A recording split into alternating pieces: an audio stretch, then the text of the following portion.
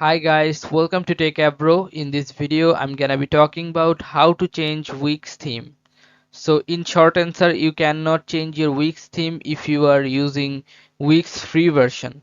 If you can only change the Wix theme if you are using Wix premium version. Okay, though you cannot change the Wix theme for directly, you have to open or make a new theme, then you have to redirect your domain to that theme. Okay, I'm gonna show you how.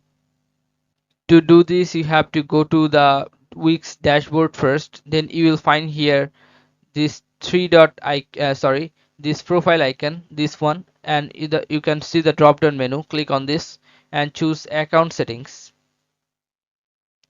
Now you will find here domains. Click on domains, and then you'll find this kind of interface.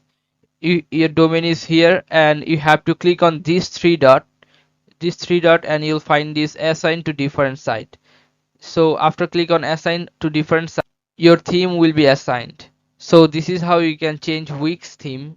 You cannot change it directly, you have to assign your domain to that specific theme. Okay guys, so this is how you can do this guys. If you find this video helpful, then please give a thumbs up and don't forget to subscribe the channel. Thank you so much for watching the video.